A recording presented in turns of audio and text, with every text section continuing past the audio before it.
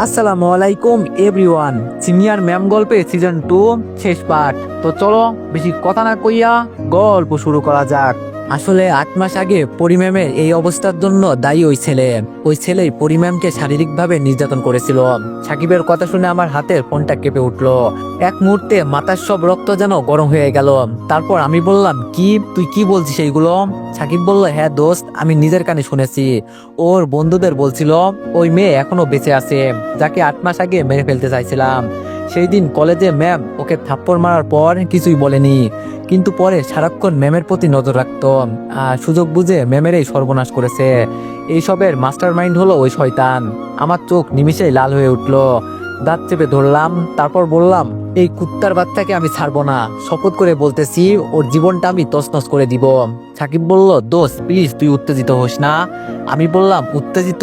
তুই এটা শুনে আমাকে কিভাবে শান্ত হতে বলছিস? আমি কিভাবে শান্ত থাকবো? সে আমার ম্যামের সাথে যা করেছে আমি তাকে বাঁচতে দিব না বলেই ফোন কেটে দিলাম। বুকের ভেতর শুধু আগুন আর আগুন। বিছানায় শুয়ে থাকলেও চোখে ঘুম নেই। প্রতিটা মিনিটে মনে হচ্ছিল কাল সকালেই তার বিচার হবে। সারা রাত ছটফট করার পর খুব সকালে ঘুম থেকে উঠলাম। উঠেই আমি আমার চেনা 3জন বন্ধুকে ফোন দিলাম, রানা, লিমন আর বাবু। ওরা জানে আমি রেগে গেলে কি হয়। ওদেরকে সব জানালাম, শোন, আজকে ওর খবর করে দিব। 1 ঘন্টার মধ্যে ওকে খুঁজে বের করা চাই। রানা বলল, ওকে দোস্ত, চিন্তা করিস না, ওর টিকুচি বের করছি বলে ওরা খুঁজতে বের হলো। আমি দাঁত চেপে বসে আছি, হাতের আঙ্গুল ভাগ করে টান মারছি যেন নিজেকে সামলাতে পারি, কিন্তু প্রতিটা মিনিটে রাগ বাড়ছে। 1.5 ঘন্টা পর রানা ফোন দিয়ে বলল, দোস্ত ওকে পেয়ে গেছি, কলেজের পিছনের গলিতে সিগারেট খাচ্ছে। আমি বললাম, দাঁড়া আমি আসছি। আমি তড়িঘড়ি করে বের হলাম। কলেজের পিছনের গলিতে যেতেই দেখি রানা, লিমন, বাবু আর সাকিব দাঁড়িয়ে আছে। রানা বলল, দোস্ত দেখতো ওই ছেলেটা কিনা। আমি দূর থেকে দেখি ও দাঁড়িয়ে আছে, হাসাহাসি করছে কারো সাথে। আমার চোখে অন্ধকার নেমে এলো। তারপর আমি বললাম, হ্যাঁ ওই কুত্তার বাচ্চাই। একটু পরে সেও আমাকে দেখতে পেল। ও আমাকে দেখেই চমকে উঠলো, পিছনে সরে যেতে চাইলো। আমি এক দৌড়ে ওর কলার ধরে টেনে আমাদের গাড়িতে তুললাম। তারপর ওকে আমরা সবাই মিলে সেই পরিত্যক্ত গ্যারেজে নিয়ে আসলাম, যেখানে ম্যামকে ও শারীরিকভাবে নির্যাতন করা হয়েছে। ও জায়গাটা দেখেই চমকে উঠলো। তারপর আমি বললাম, কিরে জায়গাটা চিনতে পারছিস? 8 মাস আগে এখানে কি করছিস মনে আছে? হৃদয় বলল, আমি কিছু জানি না, তোরা আমাকে এখানে এনেছিস কেন? আমি আর ওর কথা শুনলাম না, সরাসরি এক ঘুষি মারলাম মুখে। ও মাটিতে ধপ করে পড়ে গেল। রানা, লিমন আর বাবু পেছন থেকে চিৎকার করলো, মার দোষ, এদের ছাড় দেওয়া যাবে না, এরা সমাজের আবর্জনা। আমি ঝাঁপিয়ে পড়ে বুকের উপর বসে একের পর এক ঘুষি মারতে লাগলাম। ওর নাক দিয়ে রক্ত ঝরছে, কিন্তু আমি থামছি না। পায়ের লাথি, মুষ্টির আঘাত, যতদিনের জমা রাগ সব ঢেলে দিলাম। আমি বললাম, শালা কুত্তার বাচ্চা, আমার ম্যামের দিকে চোখ দিছোস, তোরে আমি শেষ করেই ফেলবো, আমি তোর হাড় ভেঙে ফেলবো বলেই আবার দিতে লাগলাম কয়েকটা। কিছুক্ষণ পর সাকিব আর রানা আমাকে ধরে বলল, অনেক হয়েছে, এখন ওকে ছেড়ে দে, না হলে ও মরে যাবে, পরে ঝামেলা হয়ে যাবে। আমি বললাম, মরুক শালা, মরাই উচিত। তারপর সাকিব আর রানা আমাকে তার উপর থেকে টেনে তুললো। সাকিব আর রানা আমাকে 2 পাশে ধরে রাখলো। আমি শেষবার কলার ধরে চোখে চোখ রেখে বললাম, শোন, আর কোনোদিন ম্যামের সাথে কিছু করা তো দূরে থাক, উনার কাছে গেলেই তোর লাশ কেউ খুঁজে পাবে না। ছেলেটা এত মার খাওয়ার পরও আমাকে বলল, তুই জানিস না কার গায়ে হাত দিয়েছিস, তোকে আমি দেখে নিব। অনেক হচ্ছে সবচেয়ে বিশ্বস্ত বুকমেকার, পিএসজি এবং সিরিয়া এই অ্যাপের অফিসিয়াল পার্টনার। এই অ্যাপে আপনি cricket, football, tennis live match দেখে এবং তাদের ভবিষ্যৎবাণী করে সহজেই অর্থ উপার্জন করতে পারবেন। সেই সাথে বিএমডব্লিউ গাড়ি, আইফোন, ল্যাপটপ এবং আরো অনেক নগদ পুরস্কার জেতারও সুযোগ রয়েছে। এই অ্যাপটিতে আপনি ক্র্যাশ ক্রিস্টাল 21 ইত্যাদি গেম খেলে সহজেই আয় করতে পারবেন। আপনি বিকাশ, নগদ, রকেট, ব্যাংক, ক্রিপ্টো, পেপাল এবং অন্যান্য সহজ পদ্ধতির মাধ্যমে সহজেই আপনার জেতা টাকা তুলতে পারবেন। এখানে আপনি 24 ঘন্টা 7 দিন গ্রাহক সহায়তা পাবেন। তাই এখনই গুগলে অনেক সার্চ করে প্রথম ওয়েবসাইটে গিয়ে রেজিস্ট্রেশন করুন। আর হ্যাঁ, রেজিস্ট্রেশনের সময় আমার প্রোমো কোড VOTO7 ব্যবহার করে প্রথমবার ডিপোজিটে 20,000 টাকা পর্যন্ত পান। বলার সাথে সাথে ছেলেটির মুখে আরেকটি ঘুষি মেরে বললাম, এই তুই আমাকে কি দেখাবি রে? দেখা, এখনই দেখা। তারপর আমার বন্ধুরা আমাকে সেখান থেকে টেনে বের করে নিয়ে আসলো। এখন একটু রিল্যাক্স লাগছে। তারপর সেখান থেকে সোজা বাসায় চলে আসলাম। এসে দেখি ম্যাম ছাদে বসে চা খাচ্ছে। আমি আগে আমার রুমে গেলাম। ফ্রেশ হতেই দেখি ম্যাম আমার রুমে আসলো। এসে আমাকে বলল, এত সকালে কোথায় গিয়েছিলেন? আমি তোমার রুমে আসছিলাম, এসে দেখি তুমি নেই। আমি আর ম্যাডামকে সত্যি কথা জানালাম না, জানালে হয়তো ম্যাম আবার চিন্তা করা শুরু করবে। তাই আমি বললাম, একটা জরুরি কাজে বাইরে গিয়েছিলাম। ম্যাম বলল, কি কাজ আমাকে বলা যাবে না? আমাকে বললে সমস্যা কি? আমি বললাম, আরে না, কোনো সমস্যা নেই, আমার একটা বন্ধু আছে সাকিব, ও ডাকছিল তাই দেখা করতে গিয়েছিলাম। ম্যাম বলল, ও আচ্ছা, কিছু খাইছো? আমি বললাম, না, খাওয়া হয়নি। ম্যাম বলল, তাহলে আসো, এক কাপে দুইজন চা খাই। আমি বললাম, কি? ম্যাম বলল, অবাক হচ্ছ কেন, খাবা না? আমি বললাম, আজকে এত রোমান্টিক মুডে, ব্যাপার কি ম্যাম? ম্যাম বলল, তুমি তো আমাকে রোমান্টিক বানিয়েছো, সব তোমার দোষ, এখন তোমাকে ছাড়া একটুও ভালো লাগে না। আমি বললাম, বুঝলাম ম্যাম। ম্যাম বলল, এখন চা খাবা নাকি আমি চলে যাব? আমি বললাম, আরে খাচ্ছি তো ম্যাম, এত রাগ করেন কেন? বলেই ম্যামের হাত থেকে চায়ের কাপটা নিয়ে আমি চুমুক দিলাম। আমার ম্যাম আমার হাত থেকে ওই চায়ের কাপটা নিয়ে আবার ম্যাম চুমুক দিল। ম্যামের ঠোঁটের ছোঁয়া লাগা কাপটা আমার হাতে পেয়ে আমি এক মুহূর্তের জন্য থমকে গেলাম। মনে হলো চায়ের গন্ধের সাথে সাথে ম্যামের হালকা সুগন্ধও মিশে গেছে। হঠাৎ করেই মাথায় উষ্ণ একটা ঢেউ বয়ে গেল। ম্যাম হালকা হাসি দিয়ে বলল, কি হলো, এমন করে কি দেখছো? কাপের ভেতরে কোনো ফুল ফুটছে নাকি? আমি বললাম, ফুল না ম্যাম, মনে হয় প্রেম ফুটছে। ম্যাম ভুরু কুঁচকে চায়ের কাপে চুমুক দিয়ে বলল, এত মিষ্টি কথা বলো কেন তুমি? আমাকে লজ্জা দাও কেন? আমি হালকা ঠাট্টা করে বললাম, আপনাকে লজ্জা দিতে আমার ভালোই লাগে ম্যাম, আপনি লজ্জা পেলে চোখের চাউনিটা অন্যরকম হয়ে যায়। ম্যাম একদম তাকিয়ে রইল আমার দিকে চুপচাপ, তারপর আস্তে করে কাপটা টেবিলে রেখে বলল, জানো, তোমাকে যত বেশি দেখি তত বেশি মনে হয় তোমাকে ছাড়া থাকতে পারবো না। আমি মুচকি এসে বললাম, আমাকে ছাড়া কখনো থাকতেও হবে না ম্যাম। আরো কিছুক্ষণ কথা বললাম ম্যামের সাথে, তারপর আম্মু ডেকে গেল আমাদের নাস্তা করার জন্য। নাস্তা শেষ করে আমি আমার রুমে চলে আসলাম। ভেবেছিলাম একটু বিশ্রাম নেব, কিন্তু দরজায় টকটক শব্দ। দরজা খুলতেই দেখি ম্যাম দাঁড়িয়ে আছে, হাতে একটা ছোট্ট বাক্স। আমি অবাক হয়ে বললাম, কি আছে বাক্সে ম্যাম? ম্যাম হালকা হাসি দিয়ে বলল, তোমার জন্য, খোলো তো দেখো। আমি বক্সটা খুলতেই দেখি ভিতরে একটা সুন্দর ব্রেসলেট, নামটা খোদাই করা, রাকিব। আমি ম্যামকে বললাম, ম্যাম এটা কেন দিলেন? ম্যাম বলল, কারণ আমি চাই যখনই তুমি হাতের দিকে তাকাবে আর তখনই তোমার মনে পড়বে আমি তোমার জন্যই আছি।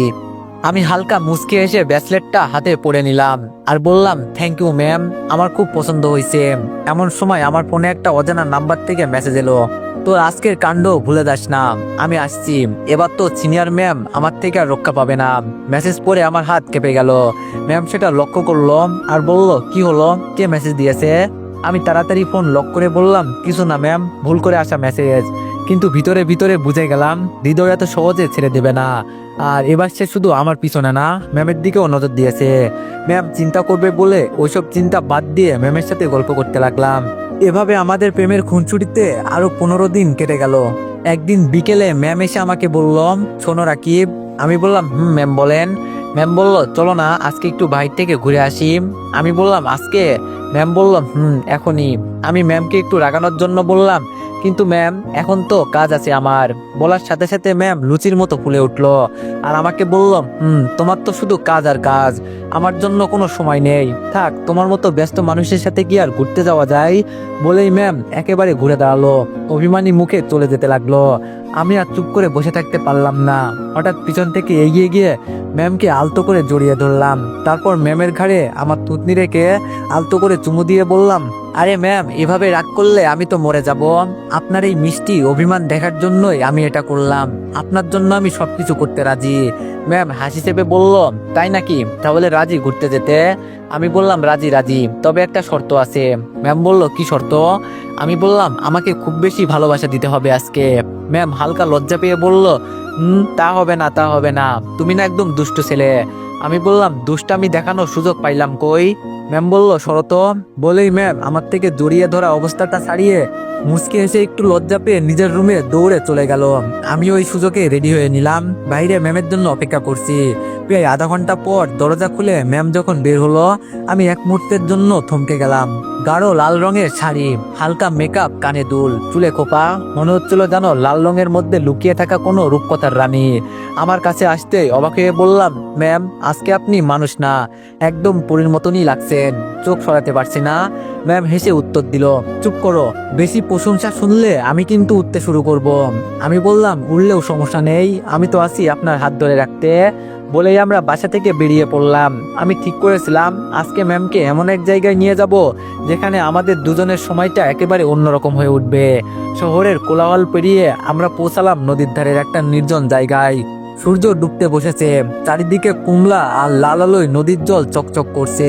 হালকা বাতাসে শাড়ির আঁচল উড়ছে, আর ম্যামের চুলের গন্ধ আমার নাকে এসে লাগছে। আমি চুপচাপ দাঁড়িয়ে ম্যামের চোখের দিকে তাকিয়ে বললাম, ম্যাম, যদি এই মুহূর্তটা থেমে যেত, আমি চাইতাম সারা জীবন আপনাকে এভাবেই দেখে যেতে। ম্যাম কিছু বলল না, শুধু মিষ্টি হাসি দিয়ে আমার হাতটা শক্ত করে ধরলো। তার একটু পরেই ম্যাম বলল, রাকিব রাকিব রাকিব। আমি বললাম, কি হয়েছে ম্যাম? ম্যাম বলল, আমি ওই নৌকায় উঠবো, চলো না প্লিজ।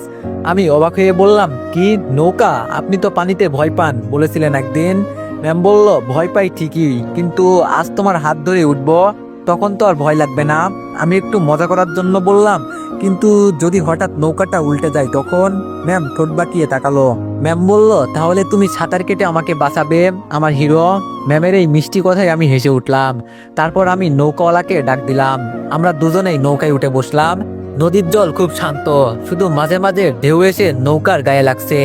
দূরে সূর্যের শেষ আলো কমলা আভা ছড়িয়ে দিচ্ছে চারিপাশে। ম্যাম আমার পাশে বসে হালকা করে আঁচল ঠিক করলো। হাওয়ায় চুল উঠছিল, আমি তা আলতো করে ম্যামের কানে গুঁজে দিচ্ছি। তারপর আমি বললাম, জানেন ম্যাম, আপনার চুলের গন্ধে মনে হয় পুরো নদীটা সুগন্ধি হয়ে গেছে। ম্যাম লজ্জা পেয়ে হেসে বলল, তুমি না সত্যি একদম অসহ্য। আমি দুষ্টামি করে বললাম, অসহ্য হলেও সারা জীবন আপনার পাশে থাকবো। নৌকা ধীরে ধীরে নদীর মাঝখানে চলে গেল। চারপাশে শুধু জল আর আকাশ, আর মাঝে আমরা দুজন। সেই নির্জনতায় ম্যাম আমার হাতটা ধরে রাখলো। কোনো কথা ছিল না, শুধু দুজনের চোখে চোখ রেখে নিঃশ্বাসের শব্দ মিশে যাচ্ছিল নদীর স্রোতের সাথে। হঠাৎ আমি আলতো করে বলে উঠলাম, ম্যাম, আমি চাই এই নৌকাটা যেন কখনো তীরে না লাগে। ম্যাম বলল, পাগল, তীরে না লাগলে তো তোমার সাথে চিরকাল এই নদীতে আটকে পড়তে হবে। আমি বললাম, আমার তাতেও কোনো আপত্তি নেই, হি হি। ম্যাম বলল, শরত। আরো কিছুক্ষণ সেখানে থাকলাম। সন্ধ্যা নেমে আসছিল, দূরে ঘরের বাতির আলো গুলো জ্বলতে শুরু করছে। নৌকা ধীরে ধীরে ঘাটে ফিরে এলো। নেমে আমরা পাশাপাশি হাঁটা শুরু করলাম শহরের দিকে। শহরের রাস্তার লাইটগুলো জ্বলেছে, আর হালকা ঠান্ডা বাতাস বইছে। আমি আলতো করে ম্যামের হাত ধরলাম। তারপর ম্যাম আমাকে বলল, রাকিব, কি করছো? সবাই দেখবে, হাত ছাড়ো এখন। তখন আমি হাতটা আরো শক্ত করে ধরে ম্যামের দিকে তাকিয়ে বললাম, দেখুক না, আমি তো আর চুরি করছি না, আমি শুধু আমার পৃথিবীটাকে ধরে আছি। কার বাপের কি? ম্যাম মুচকে এসে কিছু না বলে হাঁটতে লাগলো। আমি আবার দুষ্টামি করে বললাম, জানেন ম্যাম, আপনার হাতটা ছেড়ে দিলে মনে হয় যেন পুরো পৃথিবীটাই হারিয়ে ফেলছি। ম্যাম হালকা হেসে উত্তর দিল, তুমি না যতটা দুষ্টু ততটাই মিষ্টি। রাস্তা দিয়ে হাঁটতে হাঁটতে হঠাৎ ম্যাম থেমে গেল। আমি অবাক হয়ে তাকালাম, দেখি রাস্তার কোণে ছোট্ট একটা আইসক্রিমের দোকান। রঙিন বাতি ঝিকমিক করছে। ম্যামের চোখে যেন ছোট্ট শিশুর মতো চিলিক এসে গেছে। ম্যাম ঠোঁট কামড়ে হালকা লাজুক ভঙ্গিতে বলল, রাকিব, আমি আইসক্রিম খাবো। আমি মুচকে এসে বললাম, কিন্তু ম্যাম, এত রাতে ঠান্ডা লাগবে তো। ম্যাম সাথে সাথে মুখটা বাচ্চাদের মতো করে বলল, আরে ধুর, আমি কি ছোট বাচ্চা নাকি যে ঠান্ডা লাগবে? আমার আইসক্রিম এখনই লাগবে, যাও কিনে এনে দাও। বলেই ম্যাম আমাকে ঠেলতে লাগলো। আমি হাসি চেপে রেখে বললাম, আচ্ছা আচ্ছা, এখনই কিনে দিচ্ছি, কিন্তু আবার একটা শর্ত আছে। ম্যাম চোখ ছোট করে বলল, তুমি কি কখনো শর্ত ছাড়া কিছু করো না? আমি বললাম, আইসক্রিম খেলে বলেন, না হলে আমি চললাম। ম্যাম বলল, আচ্ছা আচ্ছা, ঠিক আছে, বলো কি শর্ত? আমি বললাম, হ্যাঁ, এই তো লাইনে আছেন, তো শর্ত হলো, আমি বললাম, একটা আইসক্রিম কিনবো, আর আমাকেও সেই আইসক্রিম খেতে দিতে হবে, মানে এক আইসক্রিম দুইজন মিলে খাবো। ম্যাম বলল, ওরে দুষ্টু, পেটে পেটে এত কিছু? আমি বললাম, লাগলে বলেন, না হলে চললাম। ম্যাম বলল, আচ্ছা ঠিক আছে, তাও রাজি, তবুও আইসক্রিম কিনে দাও। আমি বললাম, ওকে, তাহলে আপনি এখানেই থাকেন, আমি ওই পাশে গিয়ে আইসক্রিম নিয়ে আসছি। বলেই আমি ম্যামকে রেখে রাস্তার এপারে চলে আসলাম। তারপর একটা চকলেট ফ্লেভারের আইসক্রিম নিলাম। হঠাৎ একটা বিকট আওয়াজ কানে আসলো, আর আমি সাথে সাথেই পিছনে তাকালাম। আর যা দেখলাম তা দেখে আমার পায়ের মাটি এক নিমিষেই সরে গেল, কারণ দেখলাম ম্যাম রক্তাক্ত অবস্থায় রাস্তায় পড়ে আছে। ম্যামকে একটা কার ধাক্কা মেরে পালিয়ে যাচ্ছে। কারের দিকে তাকিয়ে দেখি হৃদয় ছেলেটি আমার দিকে তাকিয়ে হাসতেছে, তার মানে সেই ম্যামকে ধাক্কা দিয়েছে। এইসব কাণ্ড দেখে আমি কিছুক্ষণের জন্য থ হয়ে দাঁড়িয়ে রইলাম। কি হয়ে গেল কিছুই বুঝলাম না। তারপর আমি ম্যাম বলে একটা চিৎকার দিলাম, বলে ওনার কাছে এক দৌড়ে ছুটে গেলাম। ওখানে থাকা সব মানুষের কাছে গিয়ে ভিড় জমিয়ে ফেললো। আমি ম্যামের মাথাটা আমার কোলে তুলে অনেক জোরে কান্না করতে লাগলাম। ম্যাম আমার দিকে তাকিয়ে হা করে জোরে জোরে দুইবার শ্বাস নিল, মনে হচ্ছে কিছু বলতে চাচ্ছে। তারপরই ম্যামের চোখ দুটো বুঝে গেল। আমার হাত পা যেন অসাড় হয়ে এলো। তারপর সবাই ম্যামকে ধরাধরি করে কাছের একটা হাসপাতালে নিয়ে আসলাম। হাসপাতালে নিয়েই ম্যামকে অপারেশন থিয়েটারে নেওয়া হলো। মাথা দিয়ে অনেক ব্লিডিং হচ্ছে, আমার শার্ট ম্যামের রক্ত দিয়ে ভিজে আছে। আমি পাশের চেয়ারে ধপ করে বসে পড়লাম। মনে হচ্ছে সবকিছু আবার হারিয়ে ফেলবো। কেমন আমি কেঁদেই যাচ্ছি, সান্ত্বনা দেওয়ার মতো কেউ নেই। কিছুক্ষণ পর আমি অ্যাক্সিডেন্টের কথা ফোন করে আমার আম্মুকে জানিয়ে দিলাম। শুনেই আমার আম্মু কান্না করতে লাগলো। সাথে ম্যামের আম্মুকেও জানিয়ে দিল আমার আম্মু ওনারা আসতেছে। আমার আব্বুকেও আম্মু ফোন করে জানিয়ে দিল। আব্বু দিনাজপুর থেকে সাথে সাথে রওনা করেছে। কিছুক্ষণের মধ্যে আম্মু আর ম্যামের আব্বু আম্মু সবাই হাসপাতালে পৌঁছে গেল। এসে ওনারা কান্না করতে লাগলো। তারপর আমি বললাম, সরি আম্মু, আমার জন্যই এমন হলো। ম্যামকে যদি না নিয়ে বের হতাম আজকে তাহলে এরকম কিছুই হতো না। আম্মু বলল, প্লিজ তুই এমন করে বলিস না। প্রায় 1 ঘন্টা পর আমার আব্বুও চলে আসলেন। এসেই বললেন, কি করে এরকম হলো, কে এরকম করেছে, আমরা তাকে খুঁজে বের করব। অ্যাক্সিডেন্ট হয়েছে, তাই পুলিশ কেসও হয়েছে। কিছুক্ষণ পর পুলিশ আসলো। আমরা পাশের মল থেকে সিসি ক্যামেরায় ফুটেজে দেখেছি কে এরকম করেছে এবং আমরা তাকে গ্রেপ্তারও করেছি। তার সর্বোচ্চ শাস্তির জন্য আবেদন করব, চিন্তা করবেন না বলে উনি চলে গেলেন। প্রায় আরো 2 ঘন্টা পর অপারেশন থিয়েটার থেকে ডাক্তার বের হলেন। সবাই আগ্রহ নিয়ে ডাক্তারের কাছে ছুটে গেলেন। আমিও গিয়ে বললাম, ডাক্তার, ম্যামের কি অবস্থা? ডাক্তার বলল, রোগী আপনার কি হয়? আমি বললাম, আমার পুরো পৃথিবী, আমার হবু বউ। এখন বলেন ও কেমন আছে? ডাক্তার বলল, এখনো ঠিক আছে, আমরা তো ওকে বাঁচিয়ে নিয়েছি, এখনো জ্ঞান ফিরেনি, আমরা বেডে শিফট করে দিচ্ছি, দেখা যাক কি হয়, চিন্তা করবেন না বলেই ডাক্তার চলে গেলেন। কিছুক্ষণ পর ম্যামকে বেডে শিফট করা হলো। এখন রাত প্রায় 11টা বাজে, কিন্তু কারো বাসায় যাওয়ারই কোনো নাম নেই। আমি ম্যাডামের বেডের পাশে ওনার হাতটা শক্ত করে ধরে মনমরা হয়ে বসে আছি। আঙ্কেল এসে বলল, রাকিব, তোমার আব্বু আম্মুকে নিয়ে সবাই বাসায় যাও, আমি এখানে আছি। আমি বললাম, না, আমি ওকে ছাড়া এখান থেকে এক পাও যাব না। আঙ্কেল বলল, বুঝার চেষ্টা করো বাবা, তুমি ওর শোকে অনেক অসুস্থ, তোমারও ঘুমের প্রয়োজন। আমি বললাম, আমি কিছুই বুঝতে চাই না, আমি ওর পাশেই থাকতে চাই। আব্বু আমার আম্মু আর আন্টিকে নিয়ে বাসায় চলে গেলেন। আমি আর আঙ্কেল রয়ে গেলাম। আঙ্কেল বাইরে খাবার আনতে গেছে আর আমি সব সময় ম্যামের হাত ধরে পাশেই বসে আছি। খাবার আনার পর আঙ্কেল আমাকে খেয়ে নিতে বললেন। খেতে না চাইলেও শরীর খারাপ করবে তাই আঙ্কেল জোর করেই খাইয়ে দিলেন। রাত 12:30। হাসপাতালের করিডোরে নিস্তব্ধতা। মাঝে মাঝে শুধু নার্সদের পায়ের শব্দ আর মনিটরের বিপ বিপ আওয়াজে কানে ভেসে আসছে। আমি এখনো ম্যামের হাত শক্ত করে ধরে বসে আছি। চোখ দুটো টনটন করছে ঘুমে, কিন্তু মন ঘুমাতে দিচ্ছে না। হঠাৎই দেখি ম্যামের আঙ্গুল একটু নড়ে উঠল। আমি চমকে উঠে তাকালাম ম্যামের মুখের দিকে। মনিটরে ম্যামের হার্টবিট একটু বেড়ে গেল। ধীরে ধীরে ম্যামের চোখের পাতাগুলো কেঁপে উঠল, যেন অনেক অন্ধকারের ভিতর থেকে আলোয় ফিরতে চাইছে। আমি কাঁপা গলায় বললাম, ম্যাম। ম্যাম কষ্ট করে চোখ খুলল, দৃষ্টিও অস্পষ্ট, ঠোঁট সামান্য নড়ল আর বলল, রাকিব। আমার বুকের ভিতর কেমন ধপ করে উঠল। আমি তাড়াতাড়ি নার্স ডাকলাম। নার্স এসে প্রেশার মাপতে লাগলেন, কিছু ওষুধ চেক করলো। আঙ্কেলও বাইর থেকে ছুটে চলে আসলো। নার্স সব চেক করে তারপর বলল, ওনার মাত্র জ্ঞান ফিরেছে, তাই ধীরে কথা বলবেন, রোগীকে চাপ দিবেন না। নার্স চলে যাওয়ার পর আমি ম্যামের দিকে তাকালাম। উনি একটু কষ্টের হাসি দিলেন। তারপর আঙ্কেলের দিকে ওনার চোখ পড়তেই ম্যাম আঙ্কেলকে বলে উঠল, কেমন আছো আব্বু? আমি আর আঙ্কেল এক ঝটকায় ম্যামের দিকে তাকালাম আর চোখ বড় বড় করলাম। ম্যাম আঙ্কেলকে চিনতে পারছে কি করে? তাহলে কি ওনার স্মৃতিশক্তি ফিরে আসছে? আমাদের ওইভাবে তাকানো দেখে ম্যাম আবার বলে উঠল, কি হলো, তোমরা আমার দিকে এমন ভাবে তাকিয়ে আছো কেন? ম্যামের কথা শুনে আঙ্কেলের ঠোঁট কাঁপছে, চোখে পানি টলমল করছে। এতদিন ধরে যেই মানুষটা নিজের বাবাকে চিনতে পারেনি, আজ হঠাৎ তার মুখে আব্বু ডাক্তার শুনে যেন বুকের ভিতর জমে থাকা সব কান্না একসাথে বেরিয়ে আসতে চাইছে। আঙ্কেল কাঁপা গলায় বললেন, তুই আমাকে চিনতে পারছিস মা? ম্যাম হালকা হাসি দিয়ে দুর্বল হাতটা তুলতে চেষ্টা করলেন। আমি দ্রুত ওনার হাতটা আঙ্কেলের হাতে রাখিয়ে দিলাম। তারপর বললাম, চিনতে পারছি আব্বু, আমার সব মনে পড়েছে। আঙ্কেলের গলা বুঝে এলো, কোনো শব্দ বেরোচ্ছে না, শুধু দু চোখ বেয়ে অশ্রুধারা গড়িয়ে পড়ছে। আঙ্গুল দিয়ে মেয়ের কপালে হাত বুলিয়ে দিলেন, কপালে একটা চুমু দিলেন আর বললেন, আল্লাহ, তুমি আমার মেয়েকে ফিরিয়ে দিয়েছো, তোমার অশেষ মেহেরবানি। ম্যাম চোখ বন্ধ করে আব্বুর হাত আঁকড়ে ধরলেন, যেন ছোটবেলার মতো বাবার স্নেহের আসলে ফিরে এসেছে। একটু পর ম্যাম বলল, আব্বু আম্মু কোথায়? আঙ্কেল বলল, তোর আম্মুকে বাসায় পাঠিয়ে দিয়েছি মা, কাল আসলেই দেখতে পাবি, এখন একটু ঘুমানোর চেষ্টা কর। ম্যাম বলল, ঠিক আছে আব্বু বলেই আঙ্কেল একটু বাইরে চলে গেল। আমি মনে মনে ভাবতেছি, এখন কি ম্যামের ছদ্মবেশী কবির কথা মনে পড়বে? তাহলে এতদিনের ভালোবাসা কি ছিল? আর এখন কি ছদ্মবেশী কবির কথা মনে করিয়ে দেওয়া ঠিক হবে? না না, ম্যাম সুস্থ হোক, আরো পরে কখনো বলবো। তারপর আমি ম্যামের পাশেই চেয়ার নিয়ে ঝুমোতে লাগলাম। সকালে ঘুম থেকে উঠে দেখি আমি ম্যামের পায়ের কাছে মাথা রেখে শুয়ে আছি। চোখ খুলতেই দেখি ম্যাম দেখে আছেন। ধীরে ধীরে আমার মাথায় হাত বুলিয়ে দিচ্ছেন।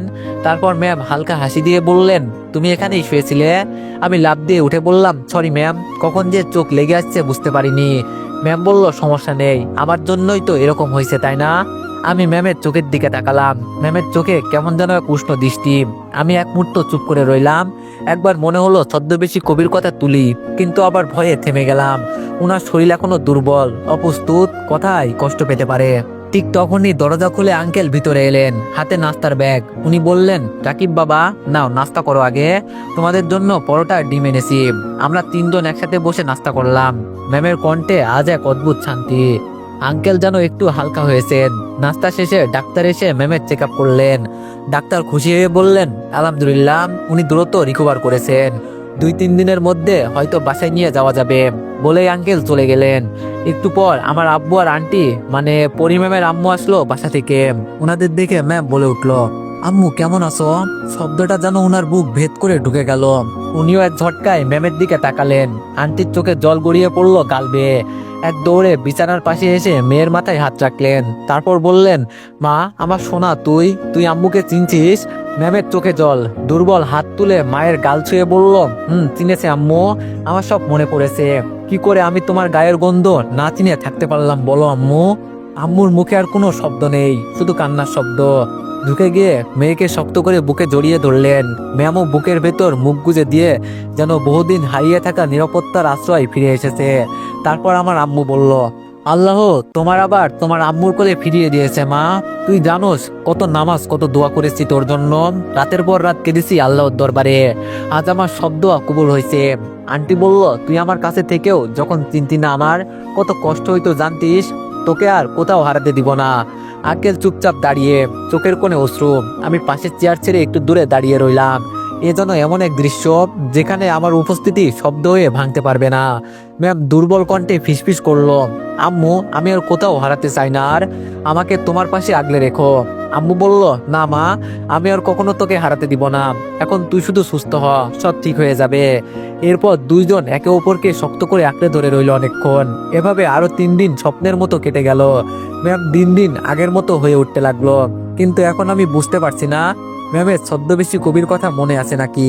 সকালে আমি হাসপাতাল রুমে ঢুকতেই দেখি ম্যাম জানালার পাশে বসে সূর্যের আলোয় মুখ মেখে হাসছে। চুলগুলো অগোছালো, কাঁধে ছড়িয়ে আছে, মুখে হালকা ফর্সা ভাব ফিরেছে। আমি হেসে বললাম, এখন কেমন আছেন ম্যাম? ম্যাম বলল, ভালো লাগছে এখন রাকিব। দুপুরে ডাক্তার রাউন্ডে এসে হালকা হেসে বললেন, কেমন লাগছে আজ? ম্যাম বলল, আলহামদুলিল্লাহ, অনেক ভালো।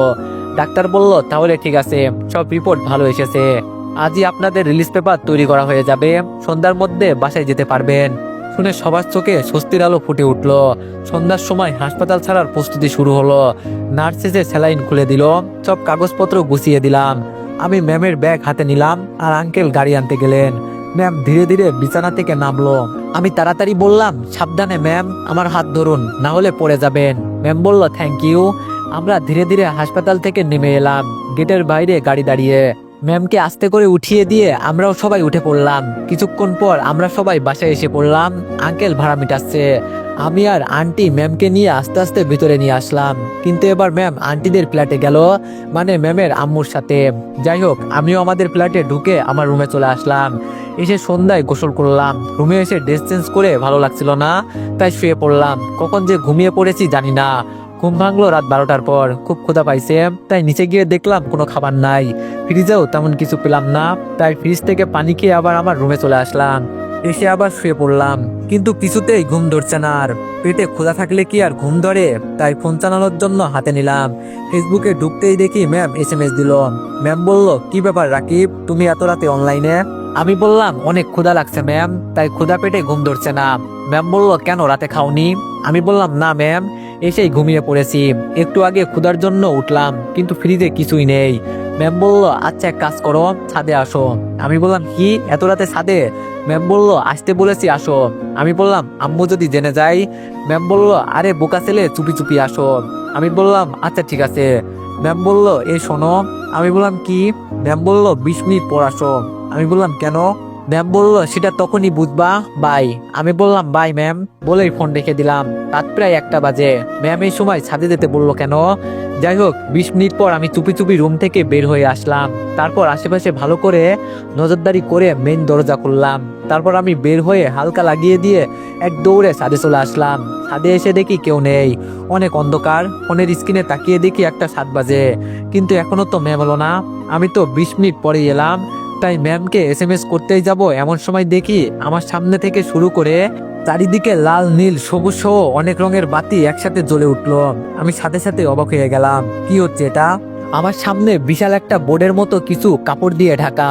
আমার আর বুঝতে বাকি রইল না এগুলো কে করেছে। ম্যাম তো দেখছি আমার টেকটিক দিয়ে আমাকে ইমপ্রেস করে দিল। যাই হোক আমি সামনে থেকে কাপড় সরাতেই সামনে যা দেখলাম তা দেখে আমি চোখ বড় বড় করে ফেললাম। কারণ বোর্ডের চারিপাশে বেলুন দিয়ে সাজানো আর মাঝখানে ফুল দিয়ে লেখা আই লাভ ইউ, আমার ছদ্মবেশী কবিতা।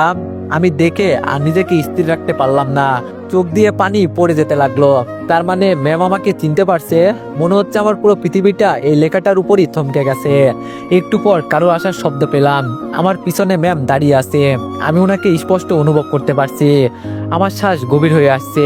হঠাৎ পিছন থেকে ম্যাম বলে উঠলো, এই যে ছদ্মবেশী কবি, আজ পিছনেই ঘুরে থাকবে নাকি আমাকেও একটু দেখবে? ম্যামের কথা শুনে আমার বুকের ভেতর যেন জ্বর বইছে। আস্তে আস্তে ঘুরে দাঁড়াতেই দেখি ম্যাম লাল রঙের একটা শাড়ি পরে আছে, কাঁধে আঁচলটা ঝুলিয়ে দাঁড়িয়ে আছেন। হালকা বাতাসে চুল উঠছে আর চোখ দুটো ঝলমল করছে। তারপর আমি কাপা কাপা গলায় বললাম, ম্যাম মানে আমি। ম্যাম সাথে সাথে আমার ঠোঁটে আঙ্গুল দিয়ে থামিয়ে দিল আর বলল, চুপ, আজ আর অজুহাত শুনবো না। আজ শুধু আমার কবির স্বর শুনবো আর তার হৃদয়ের ধ্বনি। আমি আর নিজেকে সামলাতে পারছি না, চোখে পানি জমে আছে আর বুকের ভিতর আগুন জ্বলছে। হঠাৎ ম্যাম খুব কাছে এসে আমার বুকে মাথা রাখলো। আমি যেন জমে গেলাম। ম্যাম বলে উঠলো, জানো 8 মাস আগে যখনই তুমি আমাকে লুকিয়ে কবিতা পাঠাতে, আমি তোমার কবিতা পড়তাম। মনে হতো কেউ আমাকে ভিতর থেকে বুঝছে। প্রতিটা লাইনে প্রতিটা শব্দে আমি নিজেকে খুঁজে পেয়েছি। সব সময় তোমাকে আমার পাশে খুঁজেছি, আমার পাশে চেয়েছি। আমি ধীরে ধীরে হাত বাড়িয়ে ম্যামের চুল হাতে রাখলাম। উনি চমকে উঠলেও কিছু বললেন না। আমি সাহস করে কানে ফিসফিস করে বললাম, ম্যাম আপনি জানলেন কেমনে আমি ছদ্মবেশী কবি? ম্যাম বলল, 8 মাস আগে তুমি হাসপাতালে বলেছিলে মনে আছে? তখন তোমার চোখে আমার জন্য সত্যিকারের ভালোবাসা দেখতে পাই, কিন্তু আমার বলার মতো ক্ষমতা থাকে না। আমি আর ম্যামকে কিছু বলতে না দিয়ে আবার শক্ত করে জড়িয়ে ধরলাম। তারপর বললাম, ম্যাম আমি শুধু আপনাকেই ভালোবাসি। I love you, I love you so much. Ma'am বলল, এখন থেকে তাহলে নো ম্যাম, আর তুমি করে বলো। আমি বললাম ঠিক আছে। ম্যাম বলল, তাহলে আবার বলো। আমি বললাম আই লাভ ইউ। ম্যাম বলল, আই লাভ ইউ টু। কিছুক্ষণ পর ম্যাম মুখ তুলে আমার চোখের দিকে তাকালেন। আমি ম্যামের মুখ দুহাতে ধরে ওনার কপালে হালকা চুমু খেলাম। উনি প্রথমে শিহরিত হলেন, তারপর বললেন, আজ থেকে তুমি শুধু আমার আর আমি শুধু তোমার। ম্যাম চোখ বন্ধ করেই দাঁড়িয়ে আছেন। আমার বুকের ভেতর কাঁপতেছে।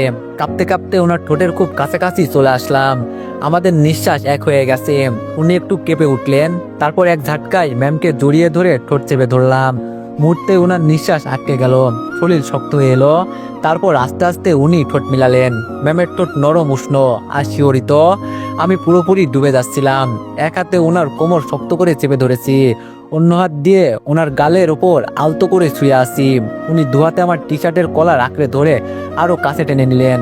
চোখ বন্ধ করে আমরা দুজনেই সময়ের হিসাব ভুলে গেলাম। ঠোঁটের পর ঠোঁট দিয়ে একের পর এক গভীর কিসে পুরো পৃথিবী থেমে গেছে যেন। বাতাসও যেন নিঃশব্দে দাঁড়িয়ে তাকিয়ে আছে আমাদের দিকে। কিছুক্ষণ পর ম্যাম ঠোঁট ছাড়িয়ে বড় বড় শ্বাস নিতে নিতে আমার বুকের ওপর মাথা রাখলেন। গরম নিঃশ্বাসে আমি কেঁপে উঠলাম। তারপর ম্যাম বলল, এভাবে কেউ কিস করে? তুমি তো আমাকে মেরেই ফেলতে। আমি বললাম, আমার বউকে আমি আদর দিচ্ছি, তাতে কার বাপের কি? ম্যাম বলল, তাই নাকি? আমি বললাম, জি তাই। ও শোনো না। ম্যাম বলল, বলো। আমি বললাম, আর একটু আদর দিই না, তাহলে আমার পেটও ভরে যাবে। ম্যাম বলল, এই যাও তো দুষ্টু ছেলে, আমি আর পারবো না। আমি বললাম, ঠিক আছে মনে থাকবে। বাসর রাতের জন্য তোলা থাকলো। কিছুক্ষণ পর আমি ম্যামকে বললাম, আচ্ছা তুমি এইসব কিভাবে করলে? ম্যাম বলল, আমি একা কিছুই করিনি। আমি বললাম, তাহলে? ম্যাম বলল, তোমার আব্বু আম্মু, আমার আব্বু আম্মু, আমি সবাই একসাথে করেছি। আমি বললাম, কি? ম্যাম বলল, ঠিকই শুনেছো। আমি সন্ধ্যা রাতেই তোমার আমার ফ্যামিলিকে সব জানিয়ে দিই। সব শুনে ওনারা আমাকে এই প্ল্যান দেয়, সবাই এই প্ল্যানে সামিল। সেজন্য তোমাকে রাতে খাওয়ার জন্য আর কেউ ডাকেনি, রাতে ঘুম ভেঙে যায়। আমি বললাম ওরে আল্লাহ, কি প্ল্যান এইসব? ম্যাম বলল আমি বললাম আচ্ছা তাহলে এখন তুমি ঘুমাতে যাও, অনেক রাত হলো, আমিও যাই। ম্যাম বলল দাঁড়াও। আমি বললাম আবার কি? ম্যাম বলল তোমার তো ক্ষুধা লাগছে। আমি বললাম লাগছে, কিন্তু খাবার তো কিছুই নেই। ম্যাম বলল একটু দাঁড়াও আসছি। বলেই ম্যাম আবার নিচে চলে গেলেন। 2 মিনিট পর আবার ফিরে আসলেন, হাতে বিরিয়ানির প্যাকেট আমার দিকে এগিয়ে দিয়ে বলল নাও, এগুলো রুমে গিয়ে খেয়ে নিও। আমি বললাম না, খাবো না। ম্যাম বলল কেন, আবার কি হলো? আমি একটু ভাব নিয়ে অন্যদিকে তাকিয়ে বললাম কেউ যদি খাইয়ে দিত তাহলে খাবো। ম্যাম বলল হইছে, আর ঢং করতে হবে না, নাও হা করো। বলেই ম্যাম বিরিয়ানির প্যাকেট খুলে আমাকে নিজের হাতে খাইয়ে দিতে লাগলো। আমিও ম্যামের নরম হাতে এত রাতে গরম বিরিয়ানি খেলাম। খাওয়া প্রায় শেষ, তখনই কেউ পিছন থেকে এসে বলল আরে বাহ, প্ল্যান তো দেখি কাজ করেছে। পাখি এসে নিজেই ধরা দিয়েছে, কিন্তু এত দূর হবে সেটা তো ভাবিনি। আমি আর ম্যাম পিছনে তাকালাম আর দেখলাম আমার আব্বু আম্মু আর ম্যামের আব্বু আম্মু। আমি লজ্জায় অন্যদিকে তাকালাম। তারপর আব্বু আমার ঘাড়ে হাত রেখে বলল থাক, আর লজ্জা পেতে হবে না পুত্র, আমি সামনের সপ্তাহে তোমাদের বিয়ের আয়োজন করছি। কি বলিস বন্ধু? আঙ্কেল বলল তুই যা বলবি তাই হবে। বলে ওনারা হাসতে লাগলেন। তারপর আমরা যে যার রুমে চলে আসলাম। আমাদের প্রেমের 1 সপ্তাহ পর আমাদের বিয়েটা ধুমধাম করে হয়ে গেল। আজ আমাদের বাসর রাত। আমি দরজার সামনে দাঁড়িয়ে আছি। আজকে কেন জানি ভিতরে ঢুকতেও ভয় লাগছে। কোনো রকম নিজেকে সাহস জুগিয়ে ভিতরে প্রবেশ করলাম। ঘরের ভিতর হালকা গোলাপের সুগন্ধ ছড়িয়ে আছে। আর ম্যাম লাল শাড়িতে খাটে বসে মাথায় ঘুমটা দিয়ে। লাজুক মুখটা আদো আলোয় কত সুন্দর লাগছিল, যেন চোখ সরানো যাচ্ছে না। আমি আস্তে আস্তে এগিয়ে গেলাম। বিছানার ধারে যেতেই ম্যাম খাট থেকে নেমে আমার পায়ে হাত দিয়ে সালাম করলো। আমি ম্যামকে আমার 2 হাত দিয়ে তুলে বললাম আরে কি করছেন? আমি তোমার ছোট, পায়ে হাত দিয়ে সালাম করতে হবে না। ম্যাম বলল এটা বাসর ঘরের নিয়ম, আর তুমি আমার স্বামী, তাই পায়ে হাত দিয়ে সালাম করতে হয়। আমি বললাম বাহ, তুমি তো অনেক নিয়মই জানো দেখছি। ম্যাম বলল জানি। আমি বললাম তো আর কি কি করতে হয় বলো আমায়। ম্যাম বলল বলছি আগে খাটে বসো। বলেই ম্যাম আগে খাটে বসলো। তাই আমিও ম্যামের সামনে খাটে বসে পড়লাম। বসতে আমার গলা শুকিয়ে গেল। কিছুক্ষণ চুপচাপ থাকলাম। তারপর সাহস করে বললাম আজকে থেকে আমি কথা দিচ্ছি সারা জীবন তোমাকে আগলে রাখবো। ম্যাম আস্তে করে মাথা নিচু করলো। ঘুমটার আড়ালে লজ্জার হাসি, কিন্তু চোখে চিকচিক করছে পানির মতো আবেগ। আমি হাত বাড়িয়ে আস্তে করে তার হাতটা ধরলাম, কিন্তু হাতটা আমার অনেক কাঁপছে। তাই ম্যাম একটু মুচকে হাসি দিয়ে বলল তোমার হাত কাঁপছে কেন? আমি বললাম কই না তো। ম্যাম বলল এই কাঁপুনি কি ভয় নাকি ভালোবাসার? আমি কিছুই বললাম না, শুধু আস্তে করে হাতটা ঠোঁটে ছুঁয়ে দিলাম। তারপর আমি আস্তে করে ঘুমটাটা সরিয়ে দিলাম। চোখে চোখ পড়তেই চারপাশটা যেন নিঃশব্দ হয়ে গেল। শুধু আমাদের নিঃশ্বাসের শব্দ শোনা যাচ্ছিল। ম্যাম একটু লাজুক ভঙ্গিতে বুকে মুখ লুকিয়ে ফেলল। আমি তাকে শক্ত করে জড়িয়ে ধরলাম। বুকের ভেতরে অন্যরকম অনুভূতি বয়ে গেল। কিছুক্ষণ পর ম্যাম বলল এখন বাসর ঘরের কার্যক্রম শুরু। আমি বললাম তুমি তো বললে না কি করতে হয়। ম্যাম বলল আমি কলেজে তোমার ম্যাম, এখানে তোমার বউ, তাই যা ইচ্ছা করতে পারো। আমি দুষ্টুমি করে বললাম কি করব বলো। ম্যাম বলল আদর করো। আমি আরো দুষ্টুমি করে বললাম আদর কি? ম্যাম আমার দুষ্টুমি ধরে ফেললো আর বলল আদর কি তাই না, দেখাচ্ছি মজা। বলেই ম্যাম আমাকে বিছানায় ফেলে দিল। তারপর আমার উপর উঠে বসে পড়লো। আমার কাছে মুখ আনতে আমি বললাম প্লিজ আমার সর্বনাশ করো না। ম্যাম আমাকে আর কোনো কথা বলতে দিল না। সোজা আমার 2 ঠোঁট তার ঠোঁট দুটো ডুবিয়ে দিল। তারপর যা সর্বনাশ তা হয়েই গেল। দুজন হারিয়ে গেলাম এক সুখের রাজ্যে। তো পোলাপাইন আর কি শুনতে চাও? কি হয়েছিল? বিয়ে কর, সব জানতে পারবি। তো গল্পটি এখানেই সমাপ্ত। যদি গল্পটি ভালো লেগে থাকে তাহলে সবাই একটু বেশি বেশি লাইক আর কমেন্ট করে দিও। আর তোমরা তো হয়তো আজকের পর থেকে আমাকে ভুলেই যাবা, কারণ গল্প শেষ, আমাকে মনে রেখে কি লাভ। যদি তোমরা আমাকে ভালোবেসে থাকো তাইলে এই গল্পের মতো নেক্সট গল্পেও আশা করি আমাকে সাপোর্ট করবা, যেন আমি সুন্দর আরেকটা গল্প নিয়ে আসতে পারি। তো সবাই ভালো থাকবেন, সুস্থ থাকবেন। আল্লাহ হাফেজ।